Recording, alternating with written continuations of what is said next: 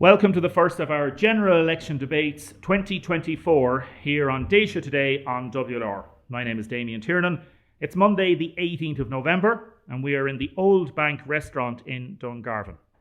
This debate has been recorded and is going to be broadcast on Tuesday morning, so listeners can be clear any texts that are being sent into the programme won't form part of this debate but can inform subsequent discussions, as people will be talking over the next few days about how candidates got on. We will be in Waterford City on Wednesday for the second debate with the other candidates. 15 people have declared for the constituency of Waterford. Mary Butler, Ronan Cleary, Frank Conway, David Cullinan, John Cummins, Patrick Curtin, Aaron Joyce, Killian Mangan, Conor McGuinness, Mark O'Cohasig, Mark O'Neill, Sive O'Neill, Mary Roach, Mary Shanahan and John D. Walsh. The election takes place on Friday week, November the 29th. Tonight here in the Old Bank, we have Mary Butler, Fianna Fáil, Matt Shanahan, Independent, Sive O'Neill, Labour, Conor McGuinness, Sinn Féin, Killian Mangan, non-party, Ronan Cleary, Aintu, and Aaron Joyce, non-party. So in terms of the format, this debate is being recorded in 4 24-minute sections to allow for news and ads and for the playback if you're listening anywhere in the world. Some might be listening via our repeat at night or a playback on podcast via the website or anywhere across the world. And we've listeners in more than 200 nations and across many different states and parishes across the planet. So ahead of this debate tonight, we have messaged candidates and told them topics that we would hope to cover tonight, including party policies, SETU, Waterford Airport, housing, the rental market, the cost of renting or buying a house, 24/7 cardiac care, immigration, retail shopping in Waterford, climate change, as well as matters that might relate to individual candidates. And other topics might arise as the debate proceeds.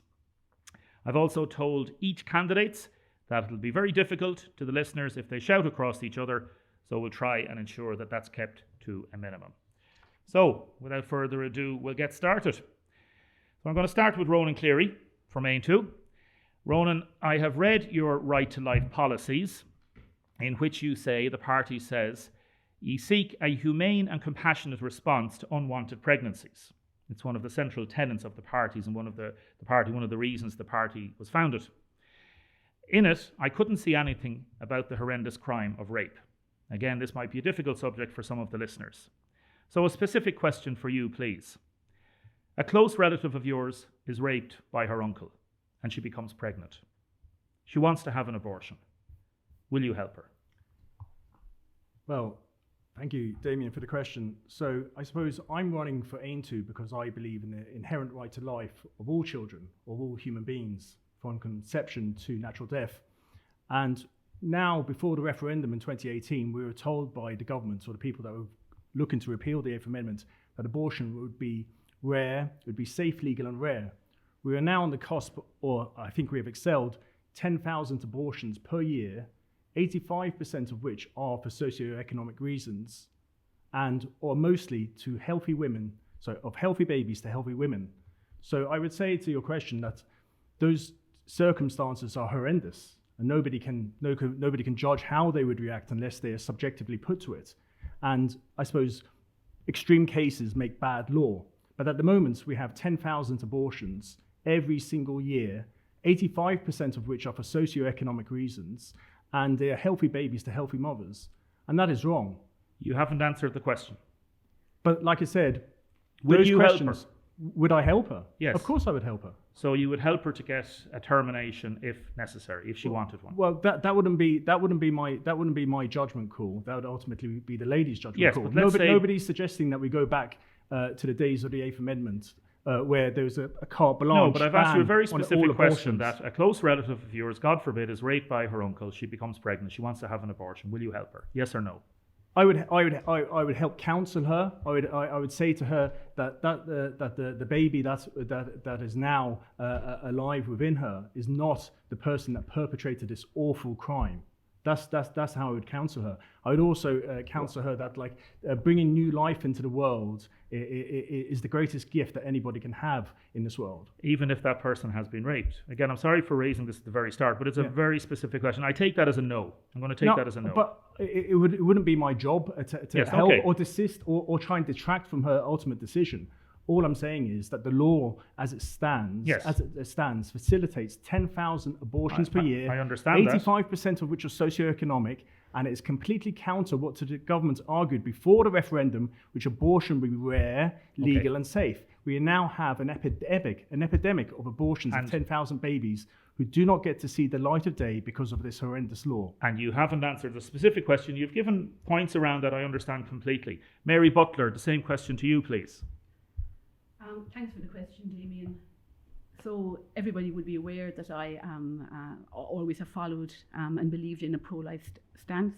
I believe the right of an unborn child to be born. Two things I want to say, and I will answer your question directly. The first thing I want to say is that I am really disappointed that last year in Ireland there were 10,000 abortions. The numbers, Ronan is right, we were promised safe, legal and rare. At the time when we were debating the 8th Amendment, we all assumed that the numbers were in around 3,000, 3,500, so they have trebled. What pains me is the fact that one of the things that was called for during the referendum, was free contraception and more support for women. And the government, Minister Donnelly, and I worked with him very closely on this, and we brought in free contraception up to age 35 at the moment, and that hasn't stalled the impact of the amount of abortions we have. You've asked a question, and my answer was that if it was a close relative of mine that had been raped, would I support them if they wanted to seek a termination? And yes, I would. Okay. Conor McGuinness? Absolutely. Absolutely. It's a horrific question and a horrific set of circumstances, but the answer is absolutely anybody in that situation. As you know, I campaigned in the referendum for repeal, and I think that nobody should be forced into a decision because of socioeconomic reasons, and that is a failure of government. I suppose it's a failure to tackle deprivation, it's a failure to tackle poverty, it's a failure to put services in place for families to be able to make the best decision for them. But absolutely, to answer your question in the affirmative, yes, I would. Matt Shannon, where do you stand on this, please? I think I said there on your programme before, I wasn't in the country to support a repeal, but I told you where I stood on it, and I supported it, and I made the point, I think, to you a number of times that certainly I think the state forcing people with fetal abnormality to go to full-term gestation was an injustice to people. I think victims of rape have a right to choose whether they should carry that child, and I think that the right of women to choose what they do with their own bodies is their right, and I think we have to respect that. But I would also say to you, there is a slight ambiguity, I think, at times in the state's position, where we're so concerned with the unborn but not the born, and what happens so much in society to those that are left behind. So I think, these are not simple questions, but my overriding position is that I think women should be left to choose what is right for them. Okay. Aaron Joyce? Yeah, Damon, thanks for the question. To get the nitty-gritty of it, I certainly would have a heavy pro-life stance, but you're asking a very direct and definitive question by means of I suppose, the child being conceived through rape. That to me is a very serious case, and I'm afraid I'd have to answer it outright, that the question in itself, if it was a family member, someone close to me, or indeed someone in my constituency who desperately sought that help, indeed I would help them, yes. Okay. Sive O'Neill? Well, I'm kind of shocked that this is the first question you're putting to us, frankly. This question was settled in 2018 when we voted as a nation to repeal the 8th Amendment after 30 years of campaigning, primarily by Ivana Bacik and various others on the left in the Labour Party. And I would have no hesitation as a mother of 3 daughters in supporting someone in that situation get a termination. Bearing in mind that the reason you're asking this question, I presume, and the reason you asked it of the Ainty representative is because they want to change the law. They want to make it harder for women to access abortions. They want to make it harder for women to be able to choose what to do with their own bodies. Otherwise, this question has been settled. And the issue that should be on the agenda is how can we get rid of the delay period, which is actually standing in the way of women exercising that right to choose. But I do think that this question has been settled. The people have chosen They've chosen a fairer and freer society for women. And I'd like to point out as well that I'm one of just 3 women candidates standing in this constituency. And it's kind of outrageous that you would choose that question to begin with and put it to a man. Killian Mangan. I want to be very clear. I support a woman's right to choose. And yeah, of course I would. Okay. The reason I mentioned this, and I'll come back to you in a second if you don't mind, Ronan, is that there continues to be a significant lack of access to surgical termination of pregnancy around the country. 12 out of 19 maternity hospitals, only 12 are providing early medical interventions, and that is from the 2018, so still only 12. So providers of major hospitals around the country, there's still a lack of no access in many different cases. As Minister for Health, can you defend the situation that there's still 7 maternity hospitals that are not providing access? So Sive is very right in what she says, that this was settled back in 2018. I was a member of the Dáil at the time. I voted against the legislation that was passed, and I will still stand over that to this day. But I think we have to realise that under the legislation, people did have a right, those who had to perform the terminations. They also had freedom of conscience, and they had a choice also in relation to whether they wanted to terminate a pregnancy or not. The majority of terminations in this country are for women up to the ages of that are carrying a baby up to 12 weeks. And what happens in that case, that it's not a surgical termination. Okay, I'm going to aim to But, Ronan. you know, the Labour, Briefly. the Labour candidate is telling me about what Aim 2 policy is. Aim 2 policy is to reduce the amount of abortions in this country, reduce it from 10,000, introduce measures where abortion is unthinkable for women who face socio-economic difficulties. I mean, we have the same problem we're in Hungary, and Viktor Orban introduced tax breaks for women to have larger families. He introduced tax breaks on people carriers. He put family incentives for indigenous population growth. Why can't we have such measures here? And then that would remove the reason for 85% of abortions. 85% of abortions, so 8,500 abortions a year, would be prevented if the government introduced socio-economic measures to help women, to help single women who are fearful of raising their child, and that would take away a lot of the reasons for these abortions. People voted to repeal the 8th Amendment. They didn't vote for unrestricted abortion. Okay, Abortion is highly restricted in Ireland. In fact, It's one of the highly most restricted. liberal abortion I think regimes the in the Aim whole 2 of Europe. I Back there, think please. the Aim 2 position on this is completely naive. It's completely overlooking the reality of sexual culture in Ireland and the attitudes that people have towards sex and sexuality. So you're living in the dark ages. That's And two the other thing different I wanted to things say, from the other thing I aborting an wanted to unborn say, child. Damien, is that the majority of abortions are carried out with a GP prescribing pills. They are not surgical abortions. Surgical abortions are taking place in much more complex situations where there's fetal abnormalities much later on in the pregnancy. Killian Mangan, very briefly. As I made it very clear, I support a woman's right to choose, but I just want to highlight, Ronan, you were trying to take advice and learn lessons from an autocrat in Hungary. Like, Viktor Orban isn't somebody we should ever be looking to for advice. Well, Viktor Orban actually won a free and fair election about 18 months ago, so I don't know how you call him an autocrat. And we'll come back on the different international political things in a few minutes. The airport topic. Have all of you read the business case for the airport? Yes. One, two, few haven't, because it's hard to get. It should be in the public domain, to be honest. Matt Shanahan, how can you trust people to be independent if you vote with the government on most of the main or important issues? You say you voted against them, I think, 60% of the time. Mm-hmm. But on the main issues, you vote with them.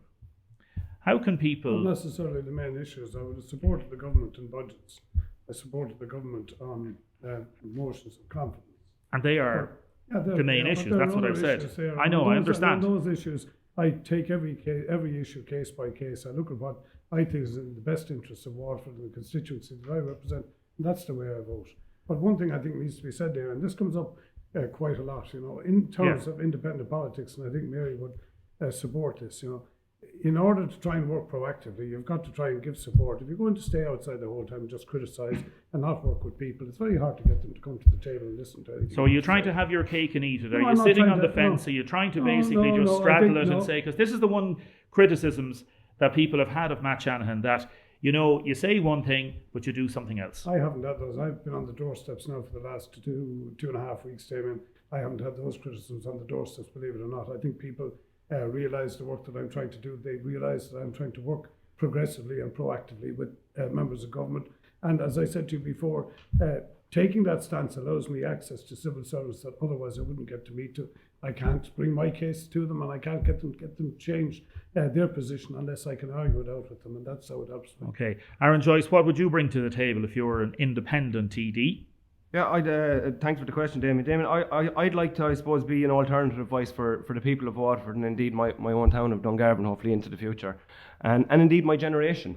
I feel as though that we have been let down severely by governments, and specifically over the last 4 to 5 years, and I suppose that raised my own, passion in politics about 6 or so years ago, just before what I believe to be a massive instigator for me politically, and a massive game changer in this country, the dealings and the handlings of this government during a pandemic period that affected us from the end of 2019, 2020 to 2023.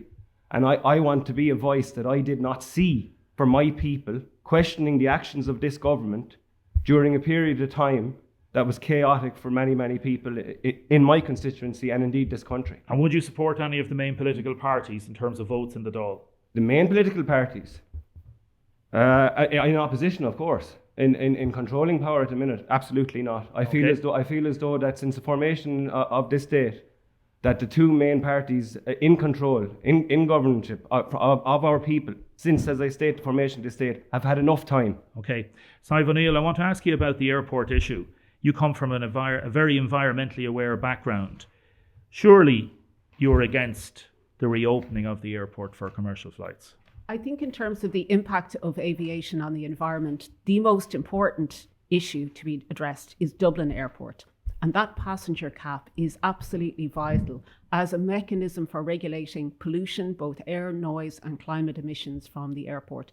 It is the single biggest emitter of carbon dioxide in the state at 2.8 million tonnes. Now, by comparison, the projected traffic from Waterford Regional Airport at its max capacity would be 400,000 passengers, or 0.7 of Dublin Airport's But it would capacity. still add to overall emissions. I've asked you a specific question. No. Are you in favour of the reopening of the airport? I'm in favour of the airport. It has planning permission. The business case has gone in. But what I'm not in favour of is untrammelled growth in the aviation sector. But the place to address that is actually with Dublin Airport and redirecting the traffic to regional airports, which have, in some cases, spare capacity. Waterford should go ahead. It's not really a complicated issue. I'll get everybody in on this as well. Killian Mangan, where do you stand on this? I made my position pretty clear over the past few weeks on social media as well as in local media. I think the Waterford Airport is a red herring. It's just a tip of the iceberg, a really clear example of Waterford being left behind in a general and systemic way. And I'm very concerned that the universal monopoly, the monopolization of the conversation, all just for Waterford Airport, is really damaging for Waterford, like in general. What I'm trying to propose instead is trying to help people with transport in a way which is more tangible to their everyday lives, such as a train line between Waterford City and Cork City. Okay, That's so what I'm calling for. you're not in favour of the reopening of the airport for commercial flights? No, I want to be honest with people, I'm not. Okay, I think that's that fine, yeah. there's no case for it, That's- and I think there's way better things that we should be focusing on as accounting. And again, that's what we're trying to get listeners to understand where people are coming from on this. Matt, I know that you're in favour of the reopening, so I'll come back to you in a few minutes. Aintu, where do you stand on this, Ronan Cleary? We're very much in favour of the reopening of the airport. If Tralee and Knock can have an airport, why can't Waterford? We have a much bigger industrial hinterland. It would serve Clonmel, Wexford, Kilkenny, East Cork. It would take huge amounts of pressure off Dublin. Well, there's been miracles in Knock. There hasn't been any miracles down here. No, So. but I mean, Not yet, anyway. Dublin now, Ireland, the Republic is now, we're at risk of becoming a city-state, and Dublin is overheating. And to open up a viable airport in Waterford, which would serve London, which would serve all the major cities of the UK and onto the continent, would take a huge amount of traffic off the roads going into Dublin. It would actually probably make more sense from a green point of view, less carbon emissions, less people on the road, but more traffic flow through Waterford Airport. Okay. And it would also serve our industry and the pharmaceutical companies who are bases down here in Waterford, and then have their headquarters maybe in Paris or London. Okay.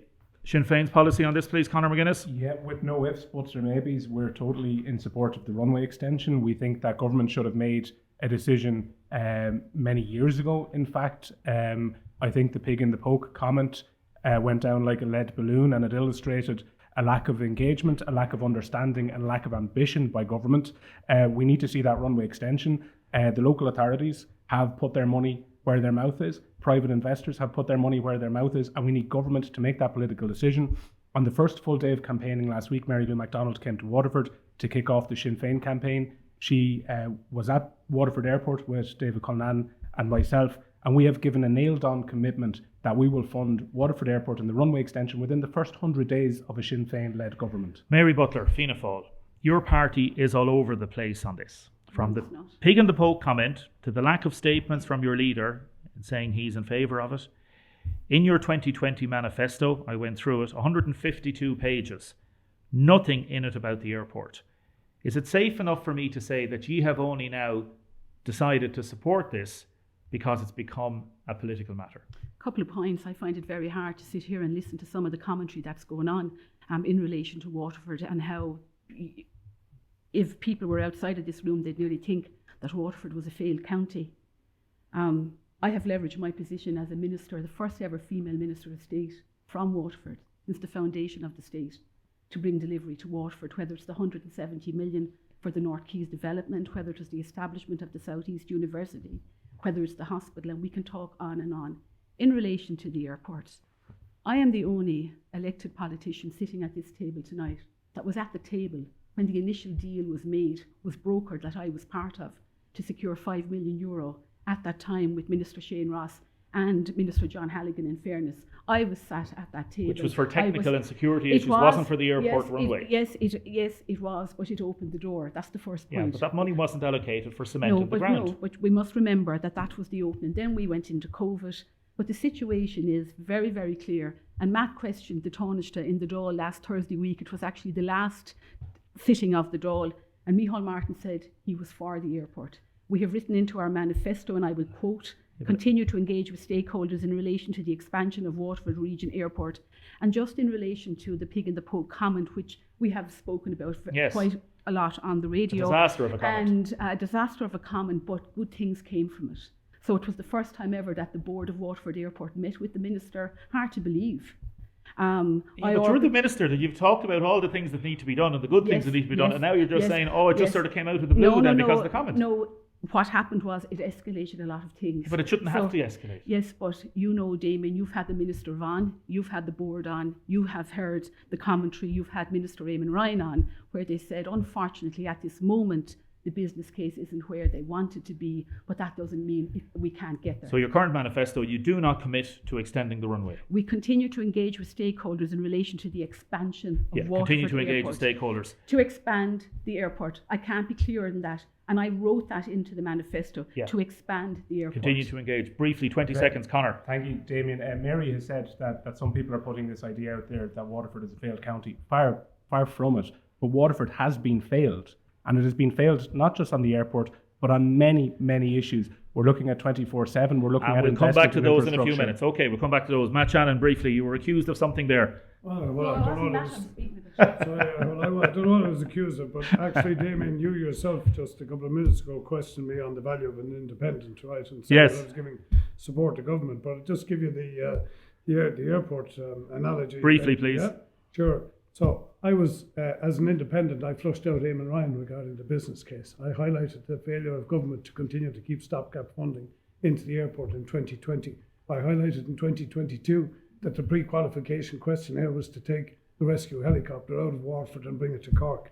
And I was debating with James Lawless when he made the pig in the poke comment. So I don't think anybody more than I has led on this airport issue. And I think that shows the value of an independent voice and the value of somebody who is within the system, trying to work the system, but also highlighting how the system is failing. Stay with us. You're listening to a special election debate here in the Old Bank Restaurant. Welcome back to this special general election debate with 7 candidates in the Old Bank Restaurant, being recorded on Monday night, going out on Tuesday morning. I'm going to ask a very specific question of Conor McGuinness from Sinn Féin. Conor, you're putting out a line now that Dungarvan needs a TD. You already have a Sinn Féin representative in County Waterford. His name is David Cullinan. You might know him.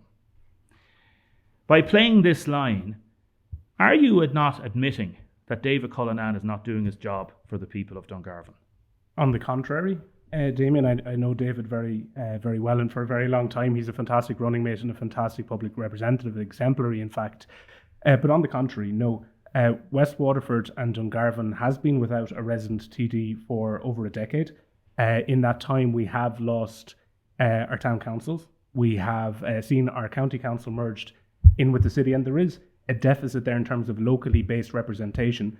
And to be fair and to give credit to all Oireachtas members, the other 3 TDs, as well as David and indeed Senator Cummins, I mean, it's not that people don't pick up the phone to people from West Waterford or Dungarvan, but we all have to acknowledge there is a difference, and people understand this. Listeners will understand this. There is a difference between somebody living in an area, being based there, being there every day and seeing the reality on the ground and being accessible to people in that way. But playing this localised thing implies that your party has failed in representing Sinn Féin voters in West Waterford. No? I don't think that's the implication. I don't agree. We're standing a team of 2 candidates, David and myself. We're the only party standing 2 candidates in Waterford in this general election because we want to deliver a new government with fresh ideas and clear plans. And the only way to do that is to get 2 Sinn Féin TDs elected in Waterford. You are going to run 3 though. I'll give everybody a chance on this. The party was talking about having 3 candidates. That fell away very quickly. Mm-hmm. You also had 3 candidates in Dungarvan area here in the local elections. You failed miserably to spread the vote and just got you elected. Your 2 other running mates got just over 205 and 207 votes. So is that not an indication that Sinn Féin are not very good at tactics? I wouldn't accept that. But look, democracy is democracy. People vote and they elect political parties. And to be fair, you couldn't organise a local election to get one of your other 2 candidates elected. We had a very successful local election here in Waterford. We increased our vote across City and County. You're talking about Dungarvan now, and again, I'm being very specific. So your 2 running mates, they were way down the line. Well, people vote how they want to vote. We put in place vote management. It doesn't always work. But what I would say is that we had a very successful local election here. People want change. But after that local election, we did have to look at the figures, and we've decided to put our best foot forward and to do what we can to secure additional representation and additional Sinn Féin TD here in Waterford so that we can lead a government of change, because that's what people want. I'll let everybody come in on this. Aaron, you are living in Dungarvan, is that correct? Abbeyside. Abbeyside, the address is there. You were in East Cork, was it, for a while? Yeah, I was in Youghal in East Cork for a little while. And you're back in Dungarvan now? Between there, and my partner is from Cork, so I spend most of my time between Dungarvan and Cork at the minute. Okay, yeah. No, because I was just wondering, what do you have to say about this? In particular? The Dungarvan issue. I have to say I agree with Conor McGuinness. Like, I do believe that there has to be representation. I don't want to go down the route. I'm actually just going to spit it out. Like, David Cullinan, or the idea that Conor McGuinness or Sinn Féin has done anything wrong or failed in Waterford, they haven't got the opportunity to do so yet. They are not in controlling power. We are sitting with someone who is here this evening.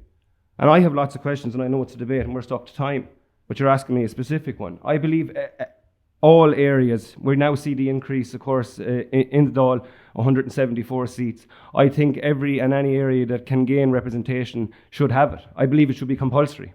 I think there should be for every maybe area of land, or indeed as it is, per the amount of people per capita. But I do believe that should be by region. And I do believe that Mr. McGuinness is correct in saying so, that we are now a decade or so without representation here in Waterford, and I do believe that has failed us. Okay. Killian Mangan? One thing I'd like to really highlight is we were meant to have 5 TDs. We should have 5 TDs after Boundary Commission review. At the moment, we have 1 TD per 32,000 people, and that's basically almost unconstitutional. The Constitution is obviously on average, but we should have another TD and that would allow Waterford to actually thrive and reach its potential. Okay, just be careful banging on the table sorry, there. Do you believe this Sinn Féin playing the local card fits into exactly what your policy is, Matt? Well, two things I'd say. I would agree with Killian, and I spoke to those involved in the Electoral Boundary Commission. I feel Waterford should have had a fifth seat, and I think that they could have moved to make that possible. I think we need that representation, but it's ironic just listening to Conor talking about somebody to represent from the West. I got elected from both sides of this constituency, East and West, and every time I stand on my feet in the Dáil, I represent everybody in this county. I don't say for the East or the West. The issues that I may bring up may reflect sometimes what's happening in the East of the county, but they impact everybody who lives here. And I'm in Dungarvan nearly every weekend. I often socialise here, and I don't think you can go into national politics and say I'm going to stand up for Dungarvan, because ultimately we're about national policy making. That's what the job of a TD is, and you're in there to try and get in now in a Dáil of 174, 173 other TDs to try and get your voice. And Mary will tell you it's very hard to do that for the whole constituency, not to mind to do it for one area of the constituency. I'll bring you back in a second. Ronan? No, I agree. I think saying that we need a TD from the west of the county, strictly speaking, itself is a red herring. I think that the most important things that affect the county as a whole is 24/7 cardiac care. We need that in place. We need the Waterford Airport in place. We need more direct investment into the provincial towns as a whole. That doesn't have to mean that the TD himself or herself has to be from the west of the county. That can be taken as a whole, as a holistic approach. Wherever the TD is from, whether it be from the north, east or south of the county. Okay. Sive O'Neill, Labour Party. I'll bring you back in a second, Aaron, okay? Sive O'Neill, why should people give you a number one if you weren't even number one choice for your party locally? Well, I was the number one choice, actually. When the other councillors decided not to run? Well, they didn't choose to run, so therefore I was the number one. Okay. And I'm absolutely proud to be the candidate for a party that has an incredible tradition in Waterford, going back to the days of Tom Kine and more recently John Pratt, who was from the west of the county. He served and still serves on the council, the area of Tallow and Lismore. So I agree with some of the other contributions that we have to think beyond the parish. And in fact, while Dungarvan is a thriving big town in Waterford, it's not the second largest town. It's Tramore is larger now in population terms than Dungarvan. So we can't set up a situation where we have one town competing with each other for political attention. TDs have to represent the entire constituency. And for me, as the only Labour candidate standing for Waterford, that's a very straightforward proposition. I'll serve everybody. Okay. Without fear or favour. Mary Butler, number of elections in the past, Fianna Fáil would have run 3 candidates. Last time around, run 2.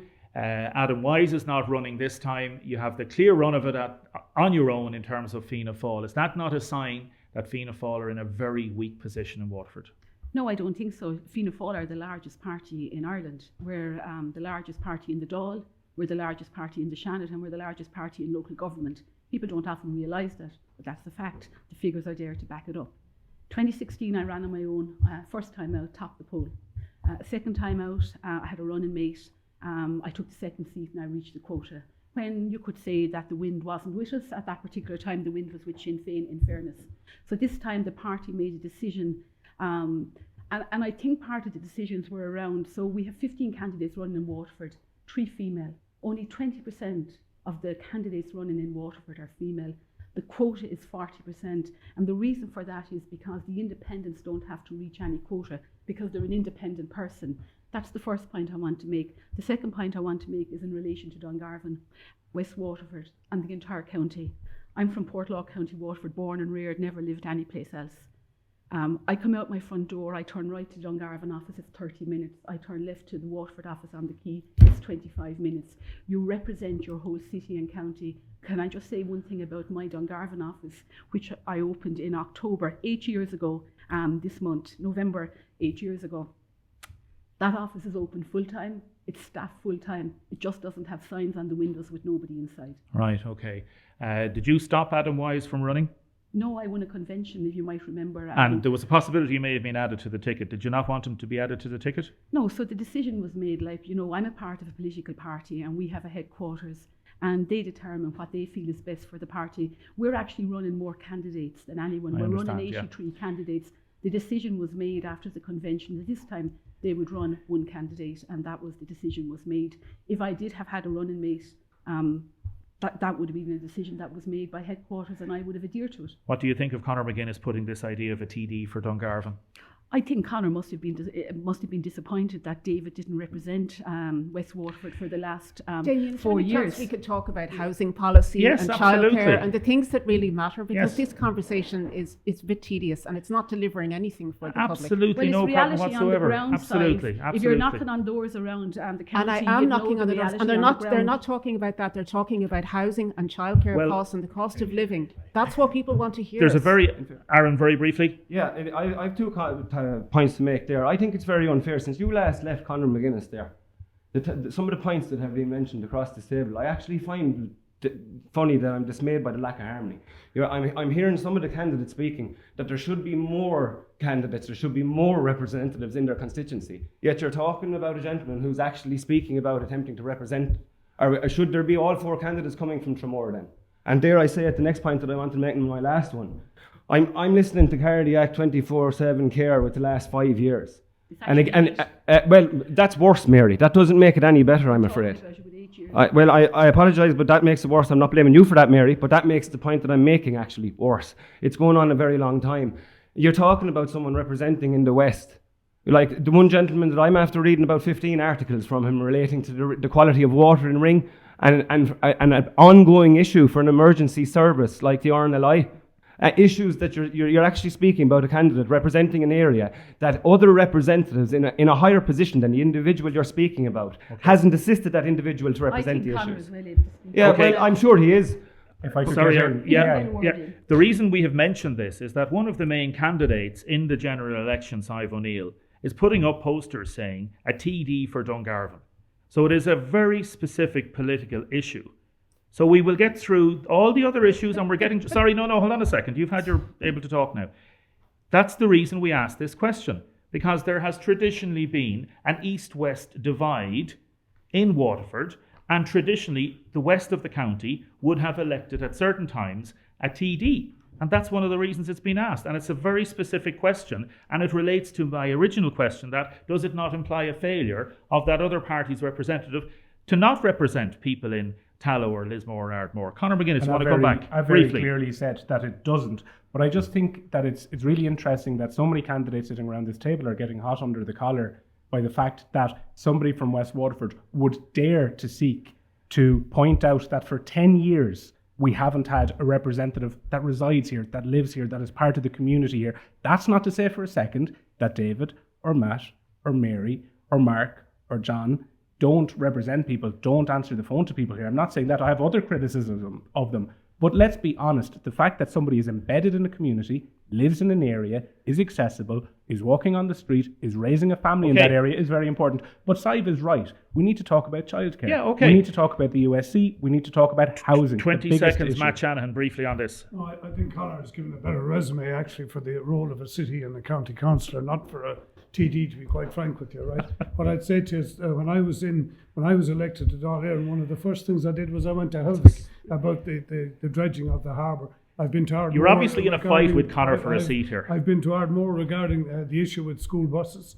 I've been around Dungarvan multiple times. I was out in Ring because of the post office, and I was the person who went into the Dáil amazingly. Hang on, Damien, 1 second. The person who went into the Dáil who basically pointed out that €50 million had been spent in all the Gaeltachts of the country in 6 years, and only €60,000 was spent in Ballyna Deise. That was not pointed out by any of the members, be it council or otherwise in the council. Because I checked that out. They haven't applied for any funding, but we'll make sure that doesn't happen in the future. Now, 24/7, we still don't have it. Okay? 8 years, Mary Butler stood outside of UHW saying she would deliver it. You made various statements over the past year on timelines, all of which haven't been met, as far as I can see. You said last week, we're still recruiting, we're getting the last few people there, it'll happen soon. You've a major report on cardiac services, which is on the desk of the Minister for Health, which hasn't yet been published. That implies to me that there's something in it that you don't want to put in the public domain. If it was something positive, it would be out there.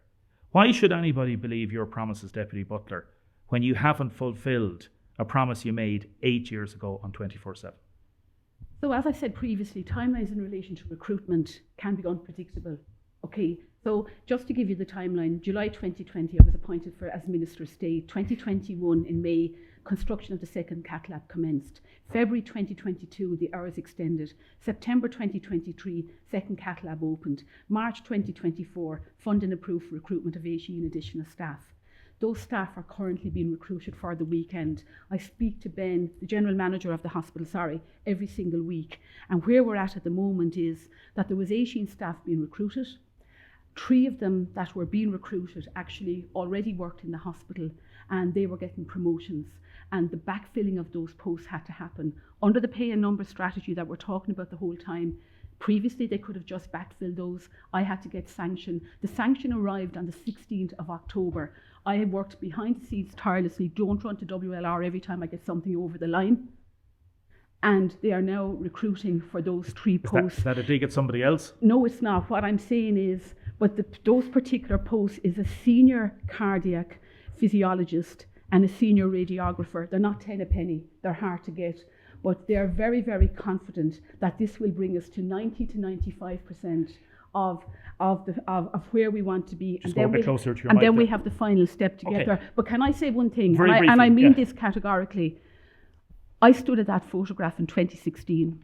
That photograph stays with me every day of the week. I will not rest until I get 24/7, 100% cardiac cover. There's other people around this table who have worked tirelessly as well. I give that to Matt, who has worked tirelessly in relation to cardiac care, and other people as well. But I do know for a fact, and it has been said to me in the department, only for I was a Minister of State in the Department of Health, I worry whether we would have got those 42 posts over the line. Well, that in itself is scandalous. Yes, but I have to say one thing. I worked tirelessly behind the scenes.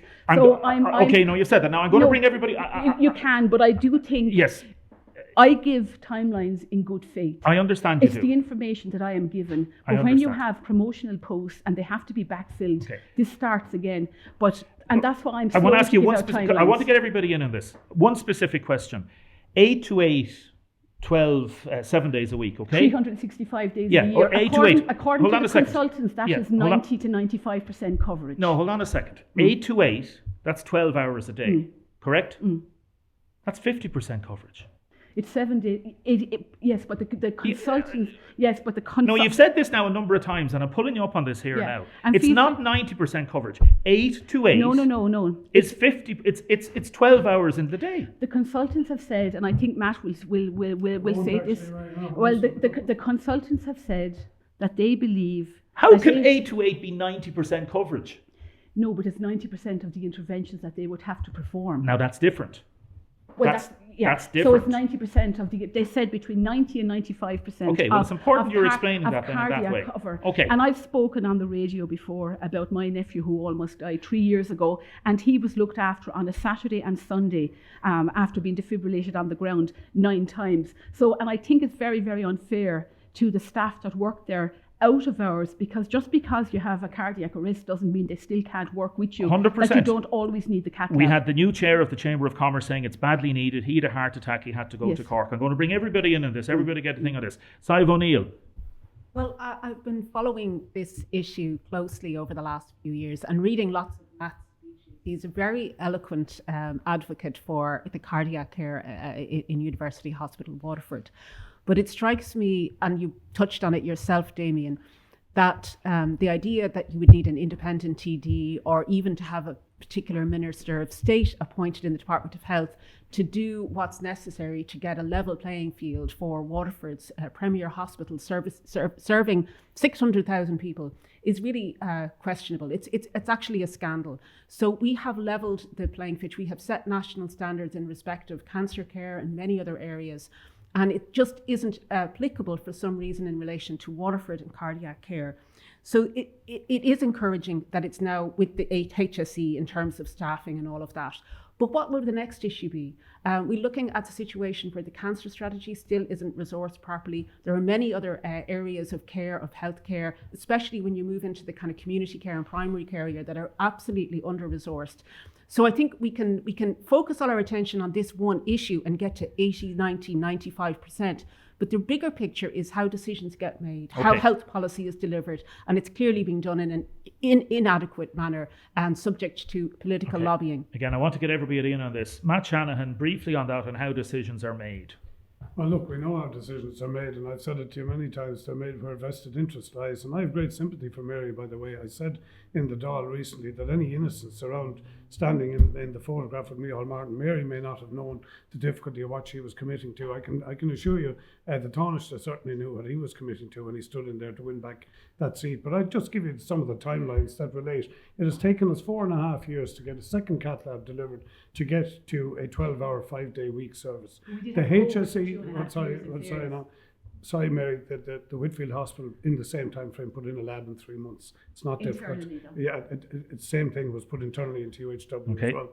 Brief. Secondly, in terms of the rollout, and Mary has said she came on regarding the numbers, there was no reason to put those extra positions in under the HSE embargo. And I met with Bernard Gloucester at the time, and I argued for that. And he was ambivalent about whether it would or wouldn't, and subsequently approved it would. Now that just shows how disingenuous health services are being, I would say.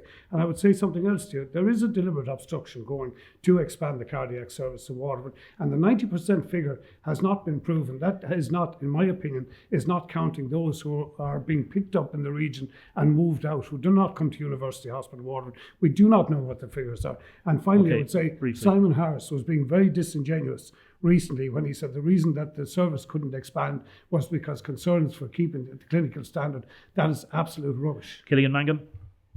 Matt and Mary, those are a lot of words to say that you failed, basically. Ultimately, you have failed. You failed to provide 24/7 cath lab. Well, you have. Does it exist? No, it doesn't exist, and it's that clear. And instead, it's very easy to just say there's a problem, right? You've been doing it for many years now, Matt, right? To just say there's a problem. It's an easy thing to do. It's way harder to actually come up with a solution. What if Ireland is the second most centralized country in the OECD? That is the problem. The problem is we don't have accountability locally and regionally for our health service. It's all centralized in Dublin. Ronan Aintu. Okay. The Well, 60 well, RPGs. Firstly, I would just like to salute and acknowledge the efforts put by Deputy Shanahan and Deputy Butler with regards to the 24/7 care. But my humble suggestion is that finances cannot be an argument in this country where we spent an overspend when Children's Hospital has gone from 650 million to 2.2 billion. It cannot be an economic argument why we don't have the 24/7 care. I humbly suggested to Mary Butler before that maybe we could consider writing to the top specialists in Australia, in New England, in UK, in Europe, with a view to bringing them over here on a fixed contracts for a number of years and setting up a graduate entry medical school with C2, which would bring money in by itself.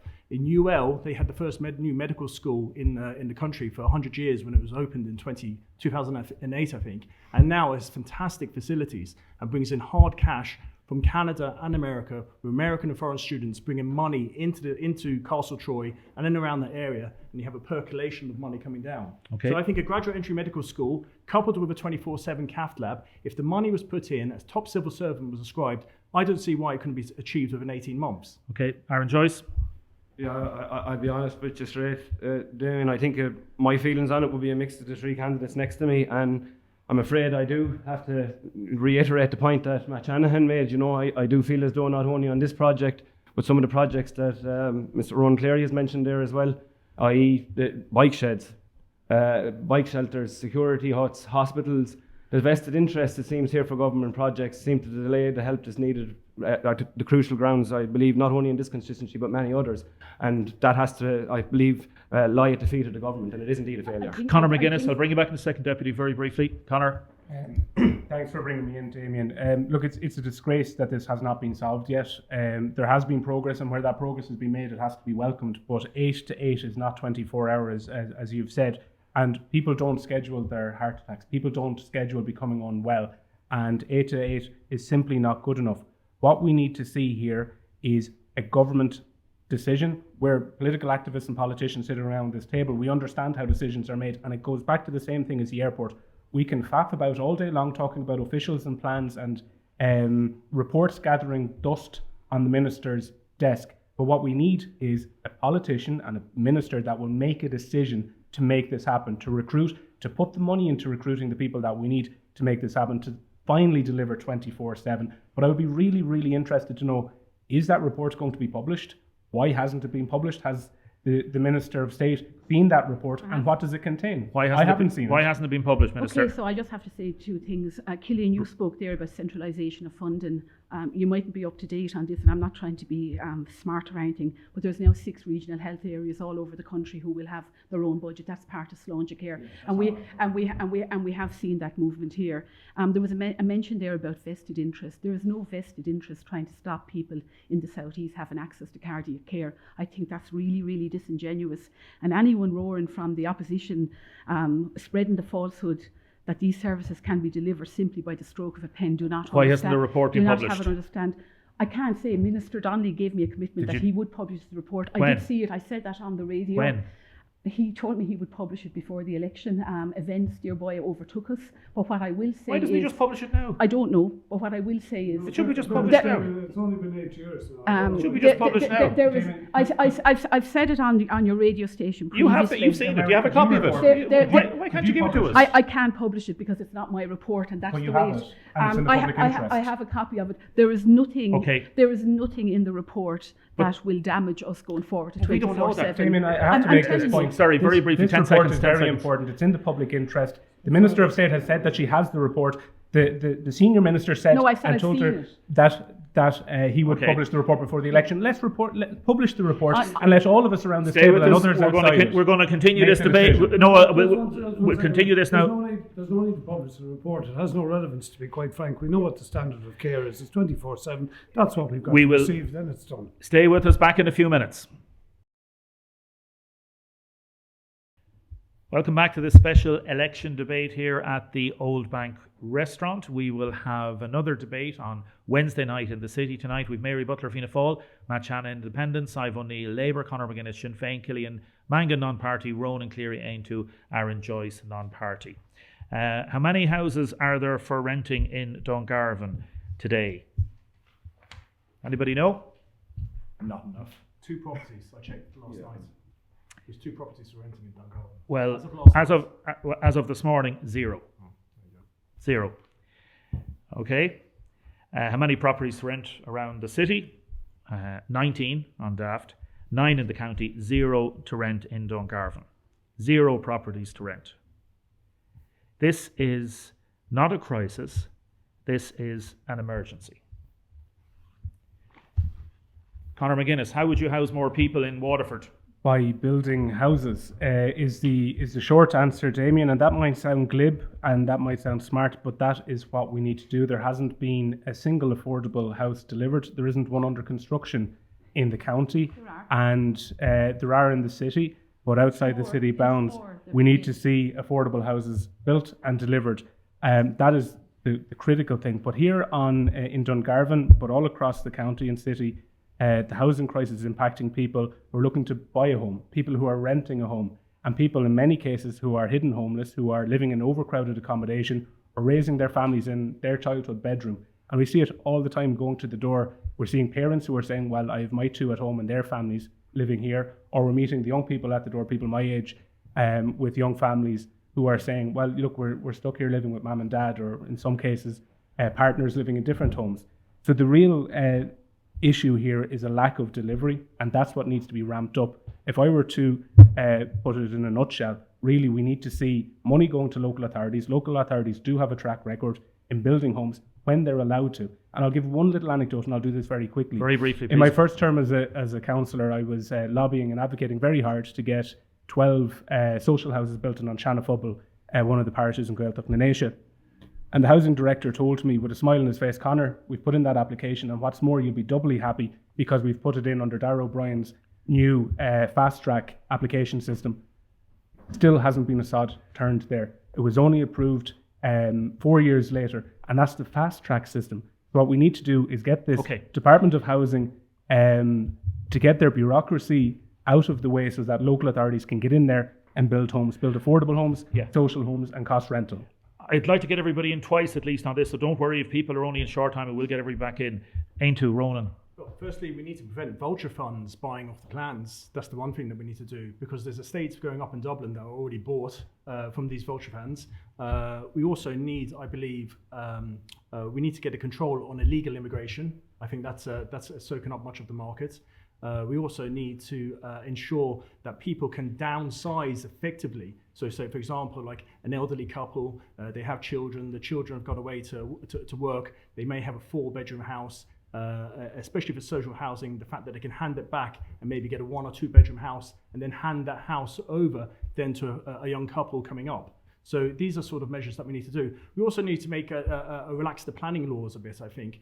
People that maybe have garden sheds or expand do an extension from 40 to 65 meters, letting people do an extension on their house, but also having maybe an amnesty for mobile homes on people's properties. Say a 10-year mobile home, it can't be handed down. Just to give people, it's a preference, putting people in mobile homes that rather than making them homeless. Right. What do you mean by an amnesty?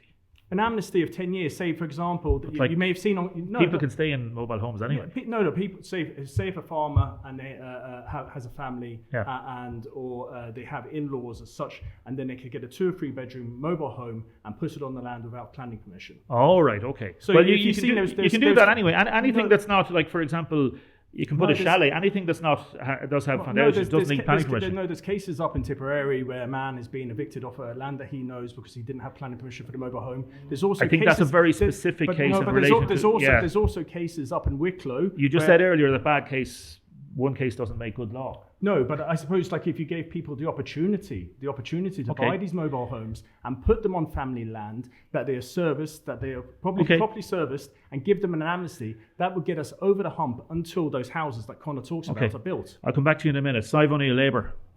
Well, Labour, thankfully, has more to offer than mobile homes. We will transform housing, and we have a comprehensive plan to build more homes, 50,000 at least per year, but also 50,000 retrofits. We have to recognise that 8% of the housing stock, according to the CSO, is vacant, and some of that is perfectly fine to go back into use, but the owners of the property either need the right incentives or they need to be disincentivized, carrots and sticks to get those properties back into use. In terms of the overall state of the housing market, the state's policy has been, on the one hand, to add just a trickling amount of new housing onto the market, which has elevated property prices. And it has been kind of recycling the rest of the market between first-time buyers, long leases, and local authority interventions. And this is simply not adding enough supply, and it's not adding enough affordable housing. So we need a really big change. And that's why we're proposing change from the Land Development Agency, which Labour Party supported, to a state construction company, where the state and local authorities can actually buy land, they can CPO land more easily, and also develop brownfield And all the money sites. that's been spent on the Land Development These Agency are all would just go down the drain. No, not at all. It would be to enhance the role of the Land Development Agency. Okay, so you're enhancing, you're actually going to make it bigger, not change make it bigger, but it wouldn't be a case of just giving the money to local authorities directly. You need to have a strategic approach. You need well-planned policies. Hold on a second. I would just like to say that the argument... So are you going to abolish... planning, are you going to abolish the Land Development Agency? No, I think it's just to But you add said new functions and to set up a state construction Also, just to company. rename it then? Well, I think it could be 2 agencies, but it would be a slightly different remit You and think, state or you... What's the party policy on this? I think the party policy is very clearly to I take know what the the Land party policy Development is. Agency and develop it, but in addition to that, set up a state construction company to actually develop the housing. Okay, a separate So, body. Okay. in the past, local authorities had crews. They would actually build homes. When I was a member of Dublin City Council, we were still building homes with our own labour force. Local authorities don't have that anymore. Yeah. So we need apprentices. We need to build up the capacity in the sector, and we need to manage that in such a way that it's an attractive long-term job, that people aren't drifting in and out or forced out of the country in a boom and bust cycle, which is all that Fianna Fáil and Fine Gael have given us for the last 15 years. Again, I will let people come back in this again, don't worry. Aaron Joyce? Yeah, this is an issue that touches me, I think, close in my own life, because I'd fall under Conor's hidden homeless figures there, even at 33 years of age in Ireland today. And my own personal hope of ever probably owning a house, getting a mortgage at my age and at this moment in life is probably not going to happen. And, you know, for those people that, I'm shocked, I was a bit like Ronan, I would have guessed 2 or 3 when you actually initially asked the question, Damien, as to how many houses were available. But that being the case, immediately it brings me to thinking, well then what about HAP applicants? What about the people that are I suppose, at the I suppose, range of life where they actually really, really and desperately need that assistance, and then they have this HAP, I suppose, process in place to give them that assistance, which that's null and void. The HAP process, I believe, has failed, and I also believe that the council housing system has failed. And I'll just very briefly say as to why. There's a number of people here in Dungarvan, and I'm sure there may be people sitting at this table that would know this, 14, 15, 16 years waiting on housing lists. And I just have a question, I suppose, to our government officials here. How, and this is a matter that Mr. Cleary brought up on immigration.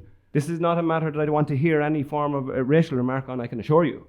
But how do people from the likes of Eastern European countries, Syria, Kosovo, and further afield, be put into a house, socially supplied now, or indeed funded by the government? How does that happen when we have local people in our county waiting 14, 15, 16 years for social housing? Okay, I'll bring them back in a second. I'll give everybody a chance. Killian Mangan. Thanks. This is pretty much the main reason that I decided to run. We have a housing crisis which has basically failed my entire generation. I'm part of a generation which has been locked out of basically ever having a home, effectively. A lot of my friends have emigrated to find a better quality of life. The ones who've stayed, like me, I'm telling people I'm following the Irish dream and living with my parents in my late 20s. A lot of my friends are also struggling to pay the rent despite having good jobs. And I'm very concerned that this is a crisis very clearly caused by Fine Gael and Fianna Fáil and their decision to financialise housing. I see it apart from my personal circumstances, I see it as a very active member of CATU, the Community Action Tenants Union. I've been active in the tenants union, in multiple tenants unions for years. So I see day to day the harm that Fianna Fáil and Fine Gael have caused to people my age and people of all ages. And I'm even more concerned that then allows people to blame immigrants, which are the most powerless, vulnerable people in society. They're not the ones that created the housing system. It's Fianna Fáil and Fine Gael. There's the people in power that cause that housing system to fail.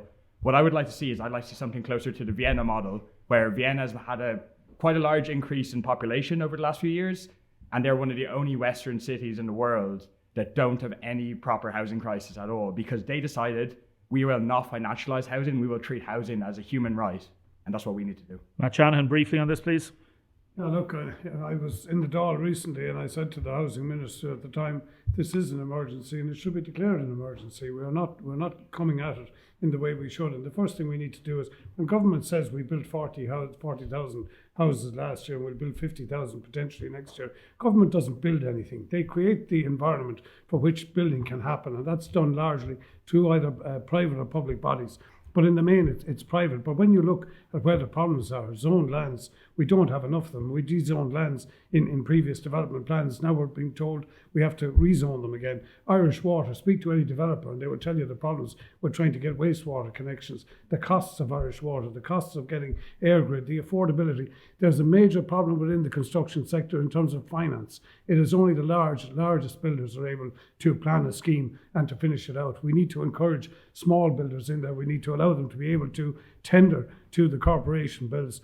And this would excite. I made the point recently, and in the last 3 years, I don't think I've seen one new builder's van pass me anywhere around Waterford in the southeast who's come into the trade, and yet we know that there's massive demand, and how is it that it's not attracting people in? It will tell you there's major problems with getting in. We need to look at emergency measures like giving special tax incentives to attract expats home back into the building, like increasing the number of work permits that we're doing. We're not doing any of that, and that's the problem. We're not treating it as an emergency. A number of people have brought up the immigration matter. I'll bring up those questions as part of this and separately as well, and I'll get everybody back in, don't worry. Do you agree, Minister, that it is an emergency? I do believe it is an emergency. So why is the government not treating it as an emergency? We are treating it as an emergency. It's the most pressing issue that we have dealt with. But I just want to make a couple of points. Aaron, you called me a government official there. I'm not. I'm elected by the people of Waterford. I'm a TD. I am a member. I was a member of the government up to last Thursday week. Sive, you spoke there about the last 15 years in relation to Fianna Fáil and Fine Gael and the disaster of housing. Have you forgotten that Minister Alan Kelly of the Labour Party was the Minister for Housing? Because you mentioned 15 years, and I think at that particular time there was about 300 houses delivered when Alan was in the role. Now I do think it's important to point out, because there's a lot of negativity going on around this table, and I'm not saying for a minute that housing isn't a huge challenge. But 2,468 new homes have been completed in Waterford since July 2020. From January to September of this year, 716 homes have been commenced in Waterford. Of those 2,500 houses, 1,357 social homes were delivered in Waterford, 664 through new builds, 187 through acquisition, and 506 through leasing. That's when people are in a house their landlord wants to sell and the government are providing the money to lease it back. We're the second richest country in the world. We are. And people, young people especially, can't get a house. They can't get on the property ladder. So the only way that you're going to solve this issue is to build more homes. Fianna Fáil took on the portfolio. They asked specifically for it 4.5 years ago. And to date, working with government partners, 125,000 houses have been built. That's 125,000 homes. We have to do much more, but you must remember we were coming from a very, very low base. And I just want to point out, in Waterford, 900 different couples received the Help to Buy scheme, which is 30,000 of your own tax that you paid over the last 4 years. And Sinn Féin wants to scrap this. Now that's 900 more homes for couples in Waterford that were able to claim back their own tax that they have paid. A number of people want to come back in. I will let people back in, but I want to ask a very specific question. I was talking to the Irish Property Owners Association today. They believe that there's an anti-small property owner sentiment within this government. So, for example, there's a guy down in not too far from here, down the quay, right? He's renting an apartment, a one-bedroom apartment for €500 a month. He's moving out. The landlord cannot get anybody in because of the so-called rent pressure zone, which fails abysmally. It doesn't work. It hasn't worked. And the person who owns that, you can call it a small property owner or a landlord, they look like now they're going to have to sell. Possibly it's going to become a holiday home because a new landlord can't go in. He or she will have to pay, it'll be €500 a month as well. So you have a major, major problem. Your policies, 42% of landlords exited the market between 2021 and 2023. Continuation of unfair policies. The whole thing is a disaster. There's been 60 revisions to the various residential tenancy acts since 2004. You've foosted around at the edges on this, and there has been progress, but real lives are being affected by this. And there has been progress, and I think we have to give all credit to Waterford City and County Council, and I want to compliment them on one thing. Waterford is the only county in Ireland where there is not a homeless child in emergency accommodation. There are single males, there are single females in emergency accommodation, but all credit to the local authority. They hold back a small percentage of homes that if somebody is made homeless, that children aren't in that position. There's no other county in Ireland can say that. The piece you've said in relation to landlords. Landlords feel very unfairly treated. I know plenty of landlords, good people that rent out homes, and I understand the point you're making about someone who had it rented out very low. The pressure zone, they can only increase by 4%. But there is a huge element in politics, a huge element in the Dáil, especially left-wing politicians, where landlords are actually the scaremongering about landlords, that, you know, there's an awful lot of different types of landlords out there. So there's landlords there that you're blaming the failure of government policy on an anti-small property owner sentiment which has been espoused by left-wing politicians. No, that's not true, Damien. Please don't try and put words into my mouth. What I have said is quite clearly, there's a lot of landlords who have decided to exit the market because they can't feel that they can make they can make a living from being a landlord. Okay. There's very, very few landlords out there that are renting out houses for €500 a month, let me tell you. Very, very few. It's an apartment. It's yes, an apartment, right. But at the same time, the point I'm saying is I have spoken to landlords that do adhere to all the rules and regulations, that they're only able to increase the rent by 4%.